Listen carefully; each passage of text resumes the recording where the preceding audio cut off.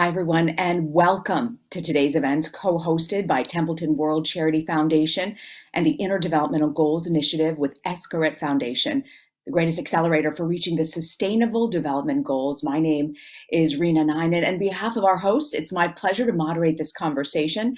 What we're going to be exploring today is a look at what exactly is human flourishing. What are the interdevelopmental goals? Why does it matter? And how could they really be leveraged to accelerate sustainable development? And today I'm joined by a great group of esteemed speakers representing a variety of both public, private, and corporate funders, policymakers, people from the world of academia, and also nonprofit organizations. It's an incredible collection of folks with great thoughts, and I know it's going to be a wonderful conversation. And throughout our hour and a half, we're going to be taking questions from you in the audience. So I just want to point out, there's a way that you can submit your questions to all our panelists. There's a Q&A box you'll see at the very bottom of your screen, and feel free to submit them throughout the morning, and we'll get your questions answered. So before welcoming Dr. Andrew Sarazin, president of Templeton World Charity Foundation, and also Jan Artem Henriksen, CEO of Interdevelopmental Goals Initiative, I want to introduce a short video to help explain this topic of human flourishing.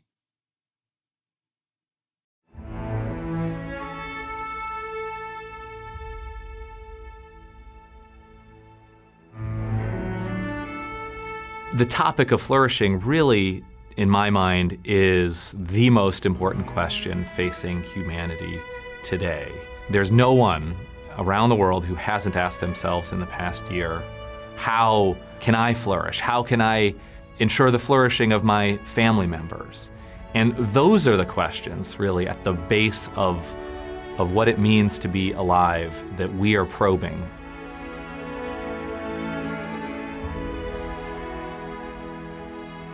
What we've tried to do is to attempt to identify those aspects of flourishing or well-being that seem to be common across traditions. All the research shows that meaning and purpose are critical to human flourishing. Purpose is really more end-directed, having pursuits and goals, life aims that one is pursuing, and meaning is more cognitive, understanding the context of things, being able to put one's life, world events, and the universe into a broader context.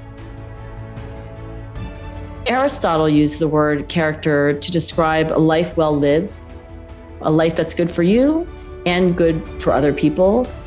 That means our humility, that means our gratitude, our ability to empathize with each other. It also means our imagination and creativity, our curiosity. They say that we're not human beings having a spiritual experience, we're spiritual beings having a human experience.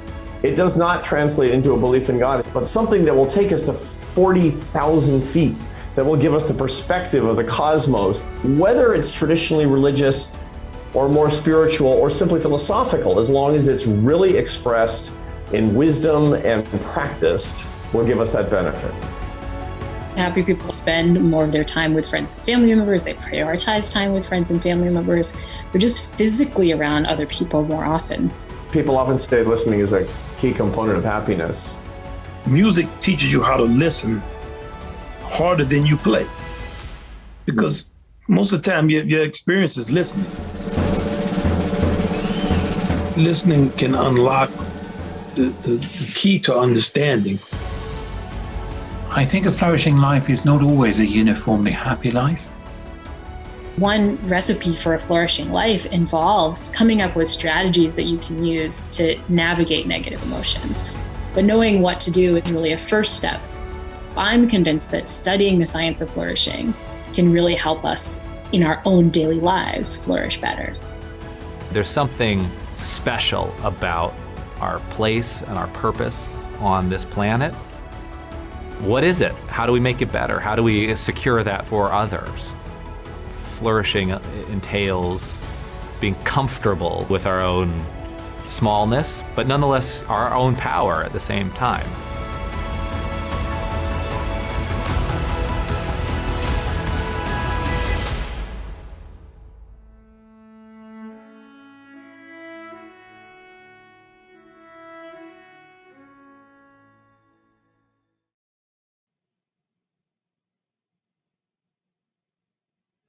Well, welcome everyone for this amazing workshop on achieving the Sustainable Development Goals through human flourishing. My name is Andrew Sarrazin, the president at Templeton World Charity Foundation. We are a global philanthropy started by Sir John Templeton and based in Nassau, the Bahamas.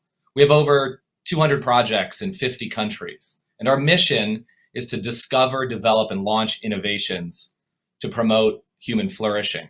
You can go to templetonworldcharity.org to learn a little more. I wanted to start this segment to discuss sort of how I came to this work. Why? What is my personal passion behind it? And I come to this work as a scientist. I love data, experiments, results, metrics, hypotheses, proof.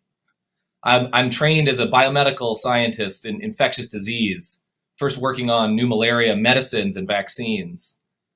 And for nearly 10 years, I ran the advanced research program at the Gates Foundation, the Grand Challenges Explorations, investigating things and supporting things like genetically modified mosquitoes, invisible mosquito nets, the RNA technology behind some of the new coronavirus vaccines. So I think I know what innovation in health and development looks like. And moreover, how you can take that innovation to build a movement across research, policy, and practice. How you inspire young people to dedicate their lives with their own talents, whatever they may be. And I think where we are today, perhaps, is we've hit a limit to purely technocratic external solutions to solve global problems, beyond a focus on survival, and towards shaping and nurturing human potential. And that is what makes the field of human flourishing a bit different. A focus on how progress can be made as much or more than what progress is achieved. Our institutions that manage and optimize meaning, purpose, and truth are in a state of massive flux. And these structures include work, school, religion, and family, as well as technology and media, are being reorganized. And they present significant challenges, but also opportunities to advance human flourishing. And that's what makes this moment unique, that we can unite cutting edge research with practitioners and policymakers to drive forward the Sustainable Development Goal agenda. So I come to this work super excited about diving into research and connecting that with policy and practice. And I'm delighted to have Jan Artem Henriksen from the Inner Development Goals to share his story about how he comes to this work. So over to you, Jan. So thank you for that kind introduction. My entry point is actually more from a practitioner point of view. I had a leadership development consultancy together with two co-founders, and over 10 years, we put more than 70,000 people through leadership development and capacity building programs. And I had some really beautiful moments where you're in the room and you see human development and sometimes even transformation happening. But I also had some big pains throughout that journey, and I'd like to share some of them. When you've been working for a few years with a leader or CEO who truly cares about developing the humans, leaders and employees working in that organization, creating structures, and then there's a shift of management. And I have the courtesy of meeting the new leader or CEO. And to my surprise and pain, I discover that not only does this person not care as much about human development, but also the new structures and frameworks that they put in place are much less holistic. They might say, like, what is this empathic leadership or seeking and coordinating perspectives? I just want to focus on quality, speed, and execution. And there's nothing wrong with those outcomes. But if we think that those outcomes are going to help us navigate the increasing complexity that we're facing, I think we're in big trouble. So my entry point into this was the question, how could we create a framework that is more stable, simple enough for many people to understand, maybe that is quite similar to the Sustainable Development Goals, where nobody can just say, I don't care about that, and let's throw that out, to the pain of many people in that organization and others who've been working to link the inner and outer development. But how can we work, rather than competing with culture and human development in our organizations? How can we really see that this is a shared concern of ours? And that by developing people that will move in between different organizations, we can create a win-win. So this is what brings me to this work. And I know, Andrew, that you've been one of the actors that has been supporting research and been really committed to bringing this out. So my question is, what is the Templeton World Charity Foundation's commitment in advancing the science of human flourishing, and what is the potential that you can see in that? Yes, thanks, Jan. It's a beautiful story that you tell about kind of moving leadership in a new direction. And I'm so honored and thrilled to lead an organization that is putting significant resources behind these inner capacities, these habits of the mind and heart. Some of which we heard about in the video: meaning and purpose, gratitude, humility, forgiveness, creativity, listening. And so we're so thrilled to be able to commit at least $60 million over the next 5 years across a spectrum of research, practice, and policy for innovations aimed at human flourishing. Last year, we ran a global call for ideas that resulted in 500 submissions from teams working at over 350 institutions around the world. Earlier this year, we made 11 awards for top ideas to advance their own progress. We're hosting webinars with each of those awardees over the next few months. And over the next year, we plan to launch at least two major initiatives at a very, very large scale. So we're putting significant resources into this new community. And so our calls to action for today are, we've just put out a white paper called Harnessing the Science of Human Flourishing to Accelerate Sustainable Development. I hope you go to our website, templetonworldcharity.org, to read the white paper. We've also included a database of ideas which are open and available to the public. Over 100 ideas are there. We are not capable or staffed or resourced to fund all of those ideas, but we wanted to make this public good available so you can view the database. So share those ideas with your colleagues. And then lastly, let us know how you want to be involved. What can we do to help you further the field? So that's a little bit of what we're doing. And we're so excited to do that. I'm going to turn it back over to you, to sort of turn the question around for you, Jan. Could you describe the inner development goals a little bit, and how you see this process playing out over the next few years? Yes, so the core idea of the inner development goals is focused on a question: what inner growth do we need individually and collectively to accelerate our progress towards the Sustainable Development Goals? And there is a lot of good research, but we also need to get an overview. And even us who are working in the field, it's sometimes so hard to know what is out there. So working for Eckhart Foundation, where I've been at the board for 7 years, it's like working in a jazz band. There are many universities, scientists, big organizations that we're co-creating with. So the inner development goals started with a survey with that specific question: what inner growth do we need to reach the Sustainable Development Goals? And we got more than 1,000 people, experts in sustainability, human development, scientists, leaders just working and caring about this issue, giving us their view on what is needed. And through that, we created a framework with 5 categories and 23 skills. You can see it in the chat now, and you can get the categories up so you can follow what is happening here. And we hope to do the same thing that the Sustainable Development Goals did when we had a world full of problems and complexity. And we collectively managed to reduce that to 17 areas and goals that we strive to work together for. And we want to do the same thing with the inner development goals. it's a dialogue, an invitation to explore which are the categories we need to grow in order to have the capability of working together.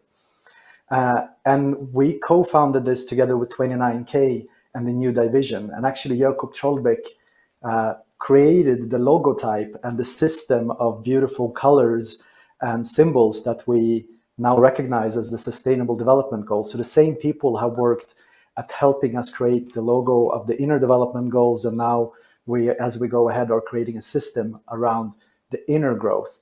And just to take one example to make it more specific, one of the categories is the category of being, our relationship to ourselves. And then there is a few skills there, and one of them is inner compass. And it's about being aware of what values you have and what matters most to you to better navigate insecurity, complexity in this VUCA world. But also, if you can take your own values as an object and reflect upon them, you will, of course, be better at collaborating with other people who have different values, different worldviews, and not just see them as strange or crazy and you have to get it your way, but actually co-create and collaborate, which is another big category with other skills. So our aim with the inner development goals is, of course, to inspire and empower both people and organization to be a positive force in society. And in phase one, we started the dialogue around what are these qualities and skills, and it will not be finished in many years. We have many biases, and we're working hard now to include the Global South and many other countries where our network has not been so strong when this project started. And we need your help to fill out the survey that is now on the webpage. But also in phase two, in December, we will go into the second phase where we will co-create a toolbox of methods in order to work with these categories, these skills, where there is evidence and how to make that open source and available for all. Okay, Andrew, back to you. I mean, we're new in our collaboration here with Templeton. So what differentiates your approach in working with human flourishing from other efforts that are out there? Well, I actually think that there's a lot that unites the way we see the world, Jan. That in terms of achieving specific goals related to like gender equality and food security, we think there's a great role for things like empowerment and agency and freedom to drive that agenda. Similarly, peace and justice are fueled by forgiveness and reconciliation as much as laws and courts contribute. Mental health and well-being is supported by our inner capacities for spirituality and faith, or education is fundamentally oriented towards meaning and purpose in a changing world, rather than mere content delivery for students. Or things like climate change and action on climate change can be accompanied by awe and gratitude and wonder at the natural world as much as hitting specific sea temperature targets. So I think there's a lot there that differentiates us from other approaches that maybe focus a little bit more on narrow outcomes. We think that we have such tremendous innate human capacities that we can solve any problem if we cultivate these habits of mind and heart, or cultivate these inner development skills. And so I think there's a lot that unites us, Jan, in what we do, as well as contributing to other efforts and other approaches.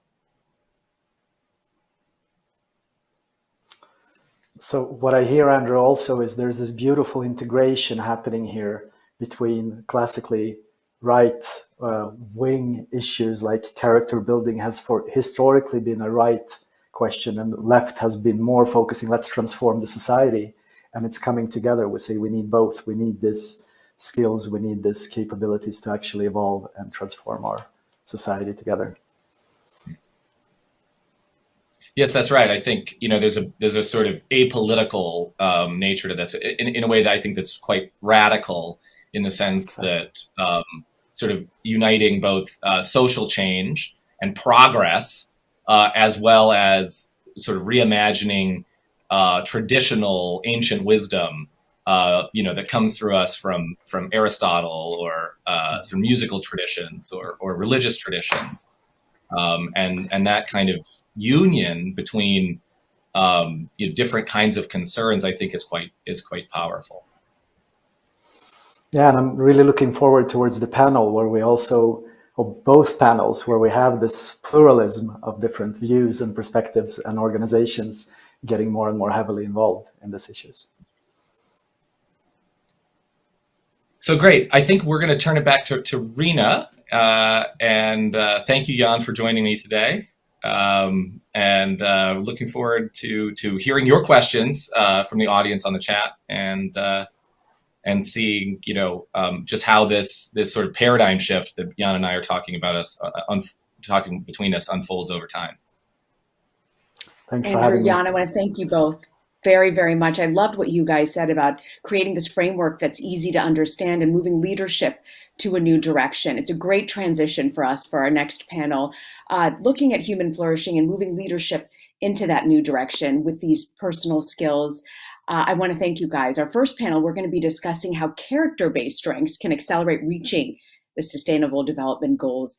For Templeton World Charity Foundation, the potential is really far-reaching. You've got gender equity and food security driven by empowerment, agency, and freedom. You've got justice and peace fueled by forgiveness and reconciliation, education that's oriented towards meaningful purpose, trying to change the world. And Andrew just mentioned a moment ago, the action on climate change is also accompanied by virtues of humility, of wonder, and gratitude. So to help me dive into all these issues, further deep dive, I'm joined by a great panel of people. Andrew Bovernick, who's the global head for food and agriculture commodity systems, nature, climate, and energy for the UN Development Program. Sarah Farley is managing director of integrated operations food initiatives at the Rockefeller Foundation. And Andreas Schleicher is director for education and skills and also special advisor to the Secretary General, OECD. And Nisha Ligon, co-founder and CEO of Ubongo, and Anjali Sarkar, program manager at the Oxford Character Project and Global Leadership Challenge. Welcome to all of you. I'm really excited. I want to start first with you, Andrew. Why is inner growth so important for achieving SDGs? And specifically, when you're talking about transformation within food systems? Thank you, Neera. It's absolutely a pleasure to be here. I'm super excited, and that initial discussion really set an amazing and powerful framework for what we're going to talk about. So I work at United Nations Development Program, and the UNDP has a key role to support countries to achieve SDGs. And food systems are integral to UNDP's objectives on sustainable development, because not sure if Andrew may have frozen. Andrew, I apologize. I think we're having a bit of a problem with your Wi-Fi. I might just give it a second there. You're back. Great, terrific. Oh dear. Okay, so is this, yes, you can hear me now? Yes. Okay, well, I will try to remain patient and calm, which are good character traits. I was starting to say that, UNDP's role is to support countries achieving SDGs, and food systems are integral to achieving SDGs. If we can't make food systems fit for purpose for planet and people, the SDGs cannot be achieved. Just food is too cross-cutting. And on top of that, food connects us all. Food is a very interesting commodity or element. It's a human right. It's important for food security, and it connects, farmers in one country to consumers in another. So food really is central to everything we're trying to do here with SDGs. But if you look at the last few decades, billions of dollars have been spent on technical assistance for agricultural support and rural development. Yet our food systems today are environmentally destructive, they're unequitable. Millions of farmers suffer from poverty, from not gaining enough income from the food. And we have to shift these food systems to become much more agroecological and supporting and empowering the farmers in these food chains. So what's clear, to me at least, is that we can call them technocratic approaches haven't been sufficient for us to shift these systems. And we really need new ways of engaging stakeholders and decision makers to really make food systems and indeed our planet, put on a sustainable trajectory. In preparing for today's talk, I came up with a really great quote, I think, and I want to use it because it's from Gus Speth, who not only was dean in the Yale Forestry School, but he actually headed UNDP back in the 90s. And this was a quote from the 90s. He said, "I used to think the top environmental problems were biodiversity loss, ecosystem collapse, and climate change. I thought that with 30 years of good science, we could address those problems. But I was wrong. The top environmental problems are selfishness, greed, and apathy. And to deal with those, we need a spiritual and cultural transformation." So he really sets the scene on allowing us to pivot, I think, in our theories of change on what we need to do if we really want to change behavior and practice. I would actually go one step further and maybe take a more positive spin. What we see is that people want to pursue being happy. Yeah. And that's a very noble cause. But they rely so much on external material growth.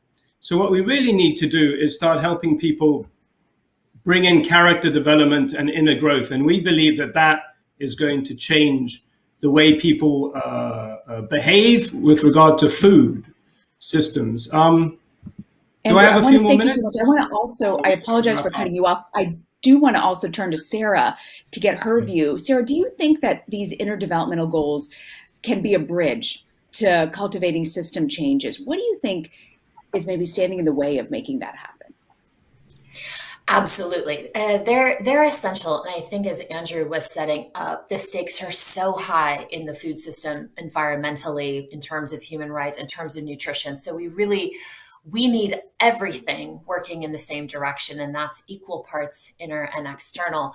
So to your specific question about what's standing in the way, I actually was privileged to co-host a frank conversation off the record with fellow funders, government institutions, actually having a really candid discussion about why do we struggle so much with employing a systems view? And the systems view is imbued with these inner traits that we're speaking to. It was fascinating. The sort of off the record comments bucketed into 4 categories, which I think are worth sharing. We have these pathological behaviors that really connect to the processes we're using, the cognition and attitudes that we hold, values, which was framed at the beginning of this program, and roles and success criteria. So just, in terms of processes, for example, so many of our institutions have this ambiguity or even resistance to letting others lead. In terms of cognition and attitudes, I think so many of our large institutions hold this bias for action, and that legitimizes often shortcutting less clear, obvious, or attributable actions. And this, coupled with a lack of humility and introspection, I think really impedes our progress toward the SDGs. In terms of values, there was the point that was raised earlier about how much we can exogenously reflect on our own values and the values we hold. But so too, I think even as we're trying to embrace this notion of shifting towards systems change, we really struggle to let go of some of these values that hold on to the values of urgency, of measurement and control, which takes us to that 4th bucket around roles and success criteria. I think shifting power and voice to those who do not have it now, and asking the question what any of us exogenous to a system really can and should do to those intrinsic or indigenous to a system. These are profound questions we need to be asking in the development arena. And I think without these inner traits, we don't get there. The lens I use in this work is really a systems leadership lens, because I think the task at hand, whether it's around climate, nutrition, hunger, is a systems change imperative. And old leadership approaches with all of this control mentality are outmatched by the magnitude of systems change. It takes systems leadership, which is entirely a team sport. It means recognizing I, on my best day, have this much control, essentially none. And it's so hinged on others. And that, I think, has been supported by some really elegant research on systems leadership, that it's not just these skills and tools, which thankfully I'm seeing a sea change toward a willingness to learn and attain, but it is attitudes. And those are empathy, being open. Sarah, I apologize for cutting you off as well. I know there's a bit of a delay. I love what you said about, these qualities. Andrew, you mentioned co-FSA. What do you think initiatives like this do you see are really effectively using human flourishing approach to reach the SDGs? Okay, so as I was saying, what I see at UNDP and across the development world, so much technical assistance is that it's technical. And so what I've done at UNDP is initiated a new initiative to complement everything we're doing at a technical level, which is called the Conscious Food Systems Alliance. And it really is this practical mechanism to try to introduce and inject all of this thinking around character development and inner growth into our assistance in countries and across supply chains.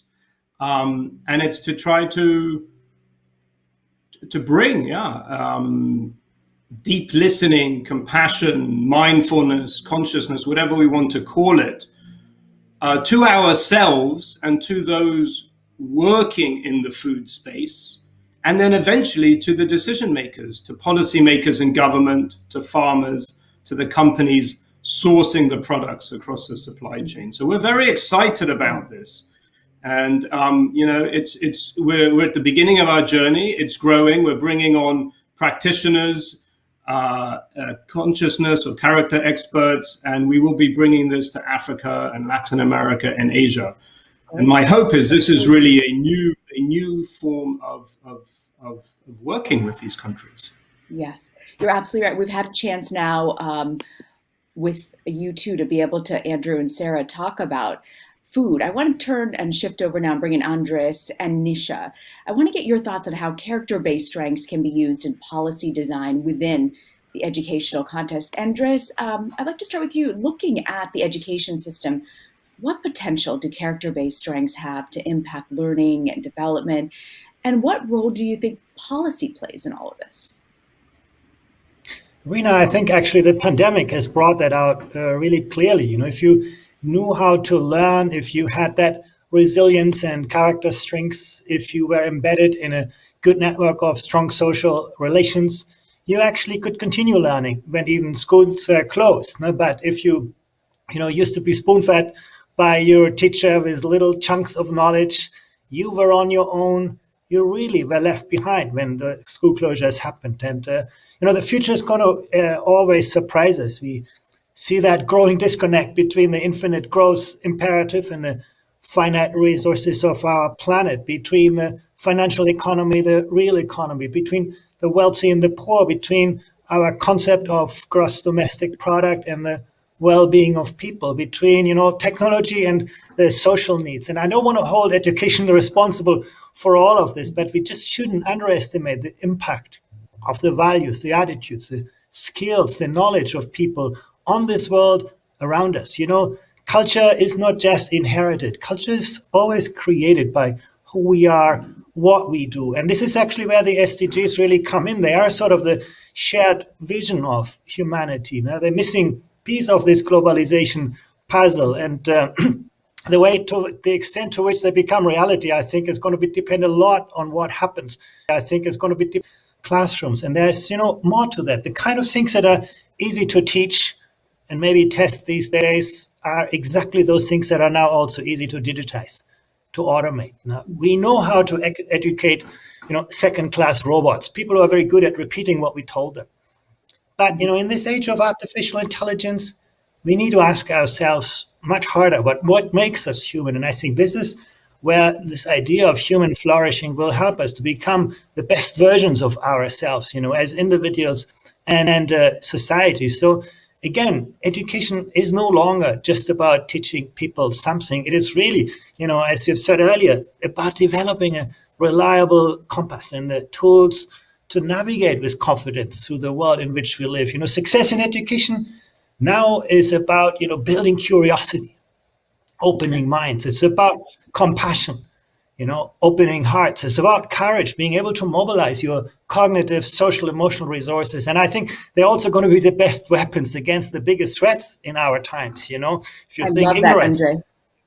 I absolutely love what you're saying about rethinking education. That's such a great point. I actually also want to bring in Nisha to this conversation. Nisha, you're an expert in educational content development. How do you think that these strategies can actually be incorporated, be tested, be implemented in a more wider way?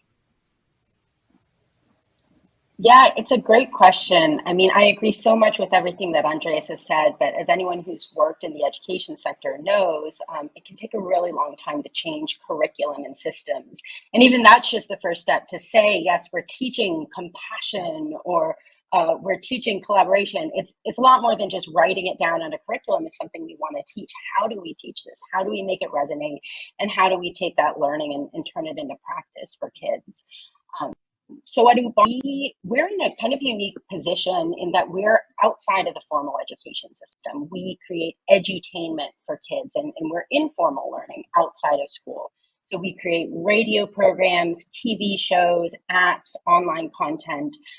We're based in Tanzania, but work across Africa and have over 20 million kids who are learning with us on a monthly basis. And it means that we're able to kind of test out some of these ideas and figure out, well, what's going to work, what resonates with children, and hopefully learn something from there that can then be integrated into policy and into formal systems.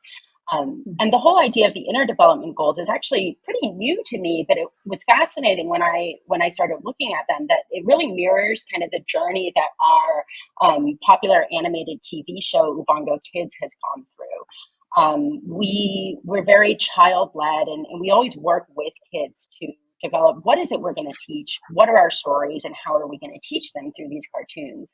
And it started out as being a math show, focused on the thinking side, the STEM skills, as well as that being. The sense of, can I see kids who look and speak and live like me, who are excelling in math and STEM, and having that academic confidence. And then we just finished broadcasting our 5th season now. And in each season, we're always asking kids, well, what more do you want to learn? We have SMS interaction with tens of thousands of kids who are always telling us about what they're connecting to. We do a lot of focus groups and we've let them really lead us to where we go next. And over the seasons, we've moved more from these kind of cognitive skills more towards social skills and emotional learning. And towards, I guess, what's in the IDGs are called relating and collaborating, these ideas of conflict resolution and collaboration. So we started making content around that, and also around, with research coming out from the West of showing what character development can do for academic and life outcomes for kids. But through that process, we found that sometimes using these foreign words like empathy or growth mindset, it was difficult for kids to grasp. And so we evolved that further. And our most recent season has been based around utu, which is a Kiswahili virtue of shared humanity that really is understood more deeply by people because it's something that they've grown up hearing about. And we found that shifting and using more of a kind of indigenous value made the content even more pertinent and relevant. So that's kind of the journey we've gone through now. And the next step is that last step of acting. So we've encouraged kids, our audience, to set up their own clubs and created guides for their clubs that they can use to come together and take action in their communities. We've had hundreds set up over 10 countries now. And we're really to kind of see how they take it forward and what's that next step of transforming this learning into action. Yeah. Nisha, I love that. I love that you've also gone into a culture and used some of these great traits and melded it into the education. and found an entertaining way to get that through. Andres, what Andres, you also said, which really moved me, was we're talking about we're in this AI era, but the importance of rethinking just basic characteristic traits and how that's important in developing. Andres, I just want to circle back with you. When we look at education systems and you're looking at sort of character strengths, how can we rebuild systems, particularly as I know my children have been Zooming? We're in such a different point in this pandemic, pre-pandemic and currently in the middle of a pandemic. How do you see human flourishing developing and being used throughout education to re-educate folks? Yeah, I think the pandemic has certainly been a challenge, but I also think it has moved many things forward. I think many people understood that education is not a transactional enterprise. It's always a social, a relational enterprise, and I do think we'll take that away from this pandemic. And we also see great efforts in curriculum design. I do think this idea of human flourishing is actually no longer foreign to education. I think many people, actually educators, are looking towards this. I think what we lack, and I think Andrew made that point at the beginning, is good metrics. You cannot change what you cannot see. I think it's as long as we say to teachers, educate around human flourishing, but at the end of the day, we're going to look at, math and science as the outcomes. This is not going to work. So I think we need to think harder about the science of human flourishing. I think that will change education. The willingness is there at the front line. You have many teachers, you have many parents who really see this as the future of education. And we have just heard from Yubongo, we should perhaps talk less about education and more about learning. This is not about a place, this is about an activity, a human activity, and we can support it in so many ways. That's so great, Andres. I want to also bring into the conversation Anjali. Anjali is from the Oxford Character Project. We've been able to discuss transforming food systems, improving education quality.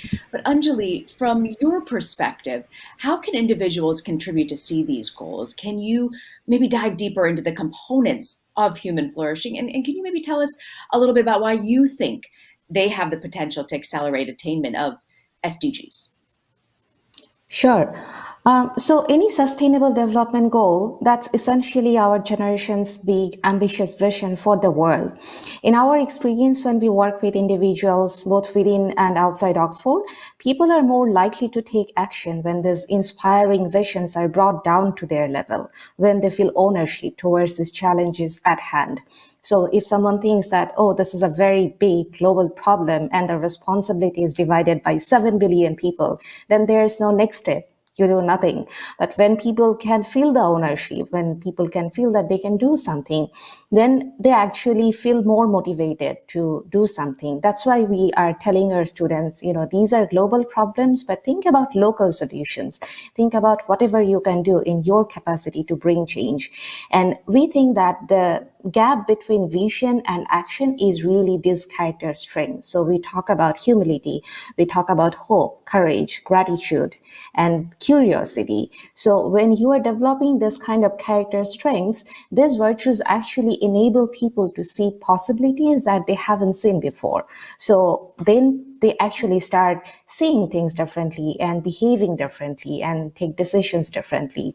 So overall, that becomes, that really leads the way to sustainable development goals, because this is exactly what we need at a collective level to actually achieve the SDGs. So everything, if you bring it down to why we are doing this is not just for yourself, but it's for your flourishing, it's for the flourishing of the people around you.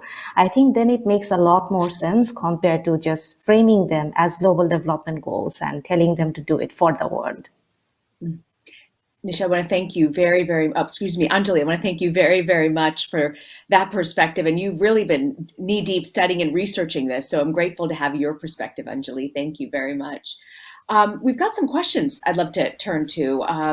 I'd love to shoot this one in particular to Sarah. Sarah, it's at a tactical level. Someone's asking, how and where can we shift values in food system transformation?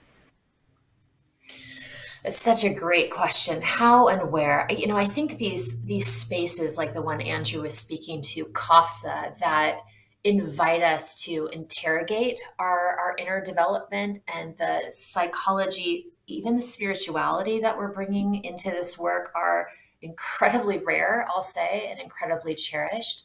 I think another space, and I was moved by what Anjali was speaking to, this idea of how do you take these exogenous ideas and make them personal.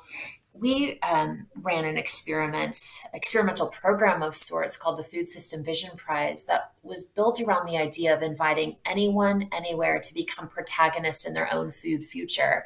And this is a kind of model any one of you building programs on this convening could adopt. Essentially, it was a framework to say, think about the future you want. Think about the year 2050 from not just a food perspective, but in terms of culture, technology, policy, environment, economics. How do those interlocking themes relate to your place, whether that was the Lakota Indian Reservation in South Dakota or Lima, Peru? And it was incredible, the reaction. We thought maybe this would be an academic exercise. We hoped it wouldn't. 1,300 teams from over 150 countries participated, and we're now working with these visionaries around the world and really creating a community around them. So where can this happen? It can happen anywhere. I think it takes, as Dr. Sarrazin was speaking, the kind of creative leadership to bring this kind of work into our portfolios and prioritize it. Sarah, thank you so much for that perspective. We've got another question. I want to turn to Andreas. Andreas, this is a really good question. How can we get governments to take well-being more seriously in education systems around the world? I struggle with this one too, Andreas, as a mom of 2 kids. I do feel like school systems don't take this seriously the way they take math or reading. Yeah, and obviously there's a lot that governments can and need to do. But sometimes we as parents are more part of the problem than part of the solution. We get very anxious when our children no longer learn what was so important for us, or when they start to learn things that we no longer understand. So I do think, if there's greater social support, and that social support can be best built by teachers, by educators, I think public policy will follow. We do actually have many governments who already embed those ideas very closely in curriculum design. So I think it's more about, education is an inherently conservative social enterprise. The status quo has just many protectors, and I think that's what we need to work on. Then I think government will follow that. That's really terrific, Andres. Thank you so much. I want to ask one more question, Anjali. I want to go back to you and sort of look at this sort of deeper dive into human flourishing. What do you think can make a difference as we're rethinking? I mean, you're on the research side, you've delved deep into it. What do you think can make a difference as we're getting the world to really understand this concept and the importance of human flourishing?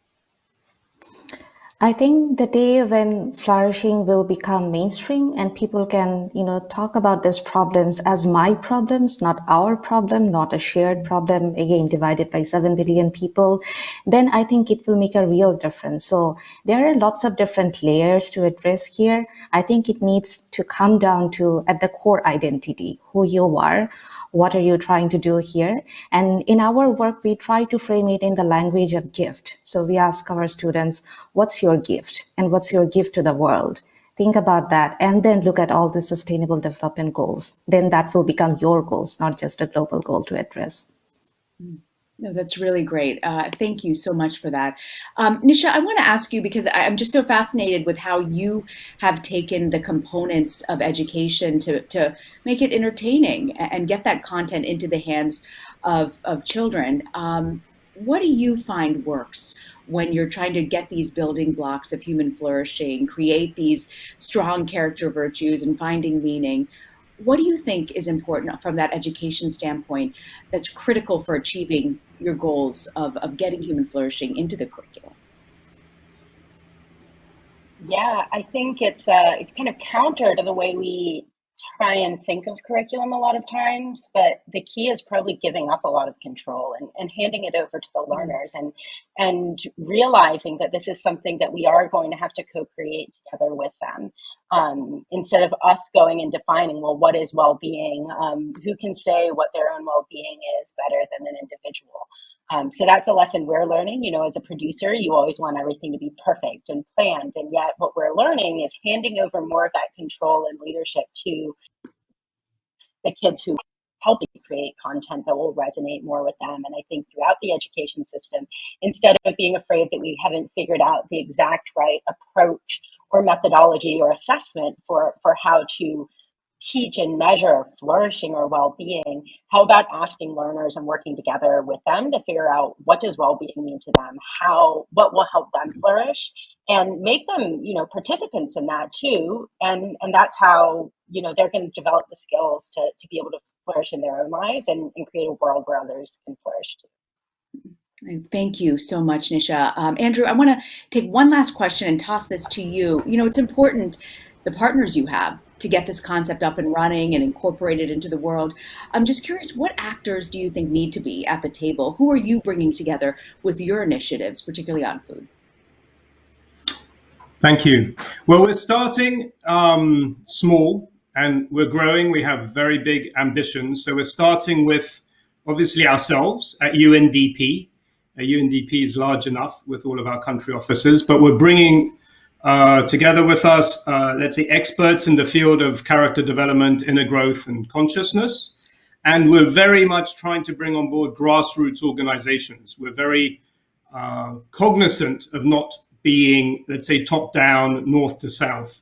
And so we're really looking for geographic variety now and being bottom up too. And that's within our alliance that we're building. But what I really want us to do, in addition to looking at ourselves and connecting it with ourselves, is bringing in the government policymakers who are setting the scene in producer countries where food is being produced. We need to engage with the consumers to make them more conscious about where their food comes from and for them to care about the farmers. And then the farmers themselves, and help them reconnect to themselves, to the land, to nature, to make sure that they are stewards of nature. So basically, we need everybody involved. Andrew, I want to thank you. I want to thank Sarah, Andres, Nisha, and also Anjali for such an important conversation and getting us to look at it from all of your different perspectives. Thank you guys very much for joining us. We're going to move now onto our second panel, building on the discussion. We're going to move on to character-based strengths and how that can be a key to addressing difficult challenges like building sustainable and equitable food systems, and also improving educational outcomes. So we're going to turn to this group of experts who are going to help us discuss it, and also they'll take to implementing these tools. What do you need to do to get these implemented? Joining me now is Suzanne. Suzanne, I want to make sure I've got your name right. Wady Zunes. Did I get that right, Suzanne? Yes, that's correct. Thank you. Thank you. Suzanne's with the Global Supply Chain Operations Manager at IKEA. Luis Casals, partner at Baker McKenzie Madrid, SLP. Ilyas Felfoul, Director of Policy Development and Partnerships at the Qatar Foundation. Nicholas Aldelberth, co-founder of Unicorn Payment Klarna, and the founder of Tech for Good, Nurskin Foundation. Thank you all very much for joining us. I'm grateful you could be here. Suzanne, I want to sort of start with you. And actually, I'd like to start first with a video that we're going to look at human flourishing's approach to sustainable development and also the potential tools for inner development goals.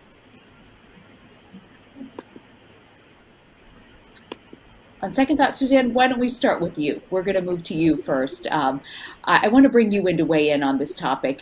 We don't have a video, but I want to ask you, what do you think is needed to implement interdevelopmental goals at the organizational level? You come from a big organization, IKEA. What do you think that takes to be able to achieve that? Well, I believe it's a couple of things. And I believe, first of all, it's super important for us to create awareness and understanding of the importance of investing in ourselves as leaders, but also in our people, in order to make us all thrive and really drive the actions we need in order to reach the very ambitious goals that we have. And also the awareness and the understanding of how important it is to really nurture those skills and qualities in order for us to create and build those strong and empowered teams that we need in order to engage, inspire, and drive actions in order to make a difference. Then secondly, I believe that in IKEA, we like to think big, but we also many times start small and act fast. So we truly believe that is a way for us to create a movement quite fast and learn while we are doing things. So Also in the terms of creating movements, we are very believing in also cross-organizational sharing and learning. So for instance, we have one initiative right now where we are creating a learning circle together with another company outside IKEA, which will serve as a platform for the participants and the leaders to share, to support each other, and to learn from each other, which we also believe really will help us to implement the inner development goals into our operations. And last but not least, I also believe that we really need to integrate the inner development goals into existing processes and approaches that we have in IKEA already. So for instance, we bring now the inner development goals with us as a great source of inspiration when we strengthen and revise our competence development roadmaps. And we also look into other leadership initiatives that we have and competence shifts and make sure that the inner development goals are integrated into this. Mm-hmm. Suzanne, why do you think this is so relevant for IKEA? How do you think it connects with your Planet Positive strategy? Can you tell us a little bit more about that? So in IKEA, we are driven by our vision to create a better everyday life for the many. And I believe that that is really more relevant than ever today. And we are also committed to create a positive impact on people, on the planet, and in the society, wherever we operate by 2030. And that is then part of our sustainability strategy called People and Planet Positive. With the size of our operations today, we source from 50 different markets. We sell in more than 60 different countries. With the size of our operations, we have a great responsibility, but also an opportunity to really make a difference. And with this, with the ambitions and the commitment we have a broad portfolio of different initiatives. Those initiatives are many times very complex and requires other qualities and skills that we have had before. So here we really see the inner development goals as a great support and source of inspiration when we now nurture those skills and qualities. And I just myself fell in love with the framework when I was introduced a couple of months ago. I think it's super logic, it's very simple, and it's very actionable. So it's easy for us also in IKEA. It very well resonates with our culture and values and with the leadership capabilities and that we have defined already. So it is really conceptualizing and putting words on things that we then can complement this with. Yeah.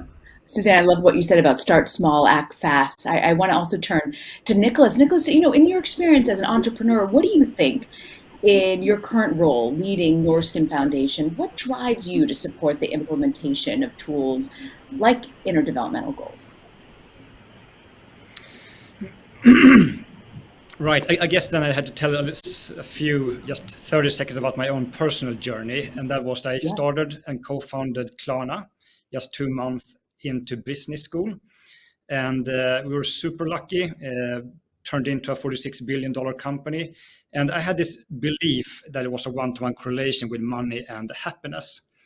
And I was able to go from being in debt and to get out $10 million on my bank account. And I went to Las Vegas to celebrate, and I crashed in that hotel room, realizing that this goal was just completely empty. And so this led me into therapy and retreats and tried to find more meaning. And I was really seeking happiness in different ways. But I think I found meaning thanks to all the different character building and therapies and everything around it. And that also made me reflect on perhaps the company I had created, is that really net positive, or maybe it's even net negative?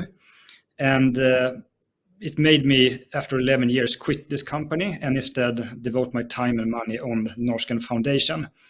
So I think that based on that experience, that if I could turn 1% less egocentric, maybe other people could do that as well. And that's why I believe so much into human flourishing and character building and inner development in order to solve for the normal SDGs.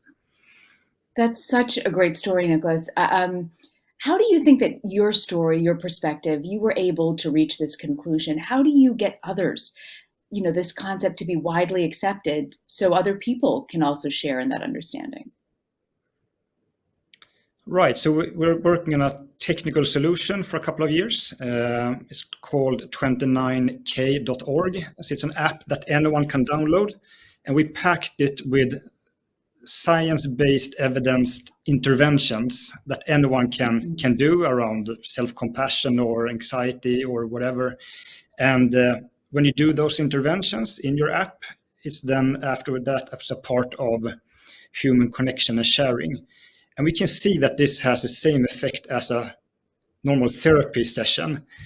And I think that if we can then share this to the millions, free and available for everyone in your phone, I think that could change everything. So to me, we do have a lot of research already in what really works, but I think we have a distribution problem so that everyone can get access to this and what I was able to get for $100 per hour, but everyone should get that for free instead. Oh, that's incredible. Yeah, I think a lot of people don't realize access even to a therapist in this pandemic is hard to find one, let alone for so many people, they just can't have access to that. What a brilliant, it's called 29k.org, Nicholas, wonderful. I wanna now turn to Ilyas and get Ilyas's perspective. Ilyas, we've heard earlier today about how character-based strengths are key to sustainable development and specifically education. From your perspective, who do you think the important players are that you've got to be working together with to be able to implement these strategies and to be able to reach our goals? Yeah, terrific to be with you all, and so happy to pass after Nicholas. He gave me that amazing boost of energy after this inspiring story. To put it simply, I think many actors should work together. I think from a policy perspective, this cannot be just a bottom-up or top-down approach. It should be a mix of both. And from a geopolitical perspective, it has to be a south, north, east, west dialogue plus multi-generational, bringing basically young and old people together.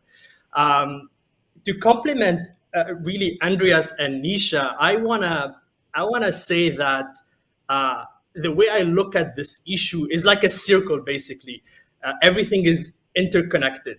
So if I take a helicopter view and try to find that dot, that big dot that is a starting point, I must say that is education. I think we have to start at education. So education certainly affects many of the dimensions which are part of the concept of human flourishing. Education can be seen as the means through which greater meaning or greater purpose and life satisfaction can be achieved through, for instance, greater skills and competencies that enable us to code and interpret these changing reality. Now, to greater meaning and greater purpose achieved through education is also key to achieve the SDGs. Education doesn't build only human capital for economic growth, but it also creates global citizens and lifelong learners who must possess a critical consciousness to drive active citizenship. So what is active citizenship in this sense? These are the citizens who possess the strong sense of purpose. And that is a key to generate solutions and drive consensus around SDGs, from climate change all the way to inequality. Now, to tap into the full potential of education as a source of human flourishing and for the attainment of the SDGs, access and quality of education have to be improved. The global education crisis we've all, I think, saw and read about, and is leaving a legacy of illiteracy and inequality greater than ever. Even before the pandemic, we're talking about more than 250 million students that did not have a seat in a mainstream classrooms. If you put this, so forget about the considerable social impact. If you just put the economic opportunity that we lose out of this is over 129 billion. And we don't even want to talk about the 1.5 student that doesn't have access to school. Just to finish on one note, is basically we need to look at the curricula that we need to build not only intellectual skills of critical thinking or rational or logical decision making, but also include social and emotional learning. Social and emotional learning. That's such a great point. You make such a great point, Elias. I don't think there's enough focus in education on this. I want to thank you very much for making those points. And I also want to just remind our audience, as you see in the bottom of your screen there's a Q&A box. Feel free to submit any questions you have. You can tell us if they're directed at a particular person. We'd love to hear your thoughts. I want to turn now to Luis. Luis, I want to build off of what Elias was talking about there. We're in this very unique moment trying to emerge out of this pandemic, and all of us have really learned so much about the quality of life we want to live. What do you think about how do we implement these initiatives built on human flourishing and get this approach more widely understood? Well, thank you for having me over. It's a great opportunity to discuss with you guys about these very important topics for humanity. I think that the opportunities are many, just like the SDGs needed a lot of work and support from many actors. The same thing is going to happen with initiatives like the Inner Development Goals, that we need different actors making different contributions here. And I can talk a bit about the corporate world, which is what we need. I'm a lawyer. I work at a law firm, and we're constantly working with companies. So I can give you a few examples of how we can help from that corporate world. Okay. So the first one and the most obvious one maybe is funding. I mean, it would be naive to think that a global initiative like the one we're discussing here can be successful without money, without the proper funding. So that's one thing that companies can do. Another one is looking at these issues through a business angle. For example, at Baker McKenzie, what we're doing through our sustainability service line is helping companies align their strategy to the SDGs. So the question is, why could not we do the same thing with the Inner Development Goals once we have them? It's about spreading the word. It's about facilitating change within organizations and help companies become better corporate citizens. So that's something else that we can do.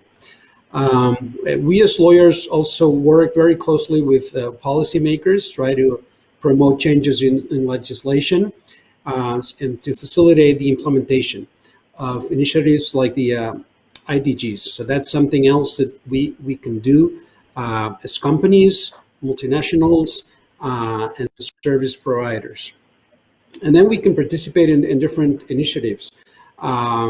We lawyers, as you guys know, have pro bono programs, and we precisely arrived at the IDGs through the Good Generation Project, which is a project aimed at teaching children around the world a common set of values, virtues, and skills. I think there's a common understanding here from what I heard my colleagues here and the other panel, that education is key to human flourishing. So, as I said, there's many ways in which we can help promote initiatives around human flourishing, and like that, there's also a value in our own organizations in promoting those inner goals.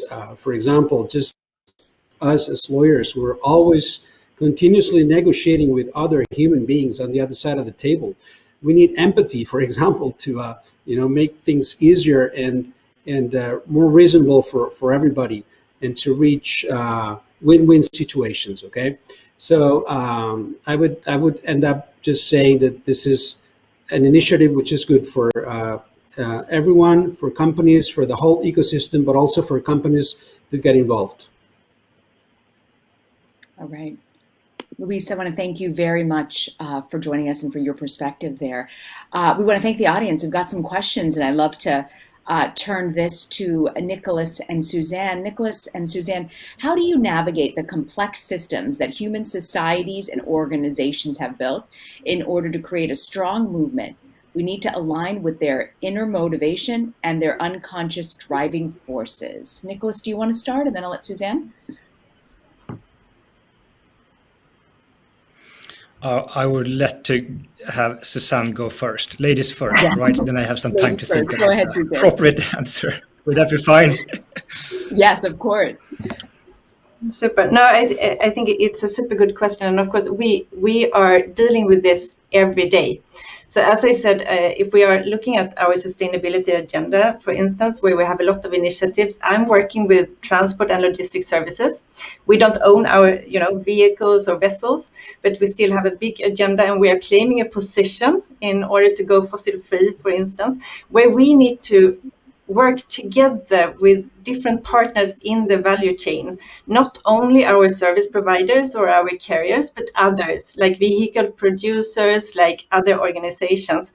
And this is somewhere where we see a big opportunity, but of course also this requires that we really build and develop the skills in order to have those deep collaborations and co-create with partners. So we're very aware of it. And this is also where I say that I think the inner development goals really helps us to really point at what qualities we need in our teams in order to drive this change. And I also have to say, Suzanne, I loved what you said at the beginning of your talk, saying a lot of what your strategy has been is to start small, but then act fast, which can be a great template for people. It can be intimidating. Nicholas, I want to turn to you because your personal story is so moving.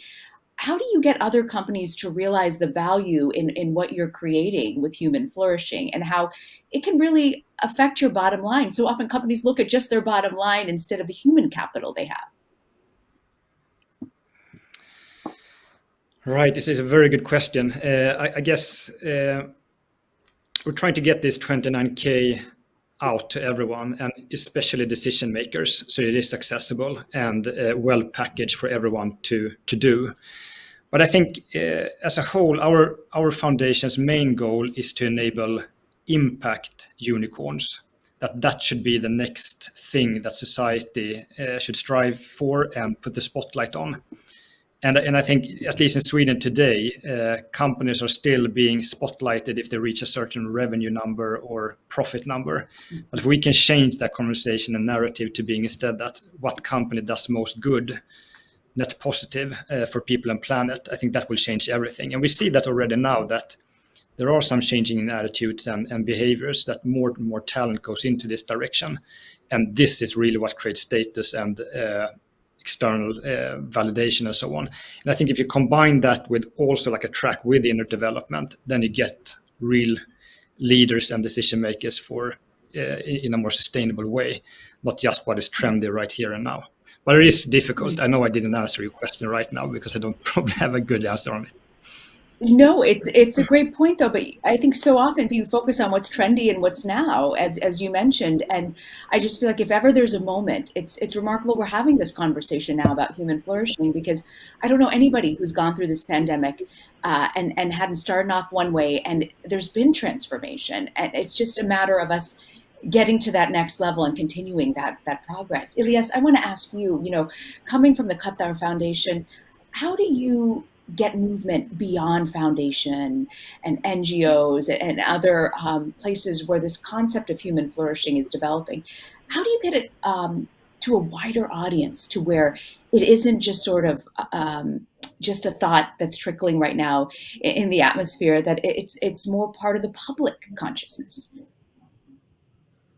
This is a terrific question. Let me give you my kind of understanding of. So look, if you look at the mission of the Qatar Foundation is basically it was established to unlock potential, unlock human potential, and at my work directly. So I'm in charge of a center of the foundation, which is called the WISE, the World Innovation Summit for Education. And our goal is basically to bring all actors that are working on education from a learning perspective together. So the power of convening and the power of the platform of bringing different actors, bringing different sectors, and not only educators, because if you only bring the people that are already convinced that this topic is important, you're not going to move the needles. What is important is you you bring the public and the private sector. You bring the philanthropists and the celebrities. You bring the people in really in different communities and give them an opportunity to see and the benchmark of what's happening best out there. So that is why foundations such as ours exist. It's really to bring the best minds together and move these solution from local to global. Yeah. Moving from local to global, that's really good. And what do you think, Elias, is really a question here for you? What is the biggest obstacle to human flourishing? That's a tough one. It could be many things. I'm gonna let my heart speak here. It could be a lot of things, such as, first of all, I think we put our own limits. This little mind, it has so much potential, but has so much limitations, in a sense of, if we keep, if we can't rethink some of the cultural sensitivities, some of the historical thing that pull us down. It's a very psychological point of view. So, for example, I myself, I was born in Tunisia. My family moved to Canada. It gives me that opportunity to open my horizon. I'm thinking now, how can we, without immigration, how can we give opportunities to folks who stays in their own countries to develop those new mindsets and so on. Hopefully, for example, education technology could play a role in this. If we're able to learn quality material from anywhere in the world, hopefully, if it's well implemented, it could get us some results. But it's a tough question. Yeah, it is a tough question. You answered it very well. I want to thank you very much. I want to turn, Luis, and give you the final question here. This question to you is, how do you envision the achievement of human flourishing, the IDGs, the SDGs, in a system inherently oriented towards profit, consumerism, and individualism? Right. So we need to slowly move towards something broader. It has been discussed today. So profit was the main driver for companies and corporations generally, but we're all now seeing that there's something else. There's, for example, it has put a focus on people, and that's very good news. It's a little sad that we had to suffer so many deaths for companies to realize that employees are not just a cost for the company, and that that they need to take care of the people in their organizations. So that the fact that there's a wider view, and the companies are looking at the different stakeholders around their businesses, it's what's going to happen. This is I agree with some people here that said that this is becoming mainstream, just like sustainability. It's something that is becoming very important in company strategies. I see human flourishing becoming something essential also in organizations and in all sorts of initiatives. So there's hope. There's hope. There's hope. I love it. Luis, thank you so much. I want to thank you, Elias, Suzanne, and Nicholas. Thank you all for joining us. I've learned so much today from all of you and this concept of human flourishing, and to see how passionate everyone is on this topic. I want to thank all of you for joining us. I want to thank all of our panelists. And I also want to thank, finally, Templeton World Charity Foundation and the Interdevelopmental Goals Initiative and Escaret Foundation for caring enough to put this together and being so passionate about this cause. We've got one final guest speaker today. I want to take a quick moment, though, to thank all of you in the audience for your engaging questions as well. I also want to encourage all of you to really continue this dialogue. There's an opportunity you can sign on to the Interdevelopmental Goals on their website. The link is provided right there in the chat. You can also read the Templeton World Charity Foundation's white paper, Harnessing the Science of Human Flourishing to Accelerate Sustainable Development. And you can also review the ideas in the Grand Challenges for Human Flourishes database on the Templeton website. So I want to thank all of you. It was an incredible conversation. And as I said, I've learned so much from all of you. And I want to introduce To wrap it up for us today, former President of Ireland and Chair of the Elders, Mary Robinson. Human flourishing and the Sustainable Development Goals. Dear friends, it's a pleasure and a privilege to join you for this stimulating and timely discussion. I'm particularly glad that the focus of today's discussions is the human character and the relationship between our individual and collective psychologies on the one hand, and the technical and political demands of the International Development Agenda on the other. For me, these are two aspects of the same coin.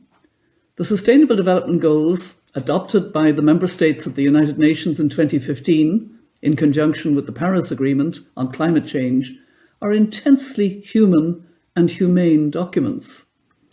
Too often, this critical element can be overlooked in the jumble of technical indicators, institutional jargon, and diplomatic communiques that are the necessary handmaidens of delivery and implementation. But we shouldn't ever forget that the SDGs have us at their heart, human beings, flesh and blood, with hopes, fears, and dreams. The goals speak to our shared humanity and collective aspirations for a better world and a fairer world, not just for the present day, but for future generations. I'd like to take this opportunity to pay tribute to Ban Ki-moon, the UN Secretary General who oversaw the development and adoption of the goals, who today works alongside me as a member of the Elders to further the causes of peace, justice, and human rights worldwide. The goals that he championed imply responsibility at an individual level to live in a way that is thoughtful, empathetic, and considerate to our brothers and sisters across the world and the other species with whom we share this planet. Precisely the same logic and moral imperative also applies to the greatest existential threat of our age, the climate crisis. The preamble to the UN's 2030 Agenda for Development, with the 17 Sustainable Development Goals at its core, sets out this vision clearly and powerfully, and I quote, "We are resolved to free the human race from the tyranny of poverty and want, and to heal and secure our planet. We are determined to take the bold and transformative steps which are urgently needed to shift the world onto a sustainable and resilient path. As we embark on this collective journey, we pledge that no one will be left behind." End quote.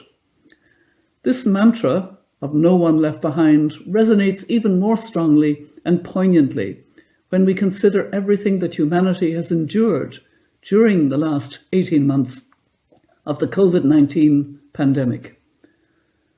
The rights at the heart of the Sustainable Development Goals, including the right to health, education, justice, equality, and clean energy, are essential to enable all of our human family to flourish, but they won't be realized without vigilance and determination.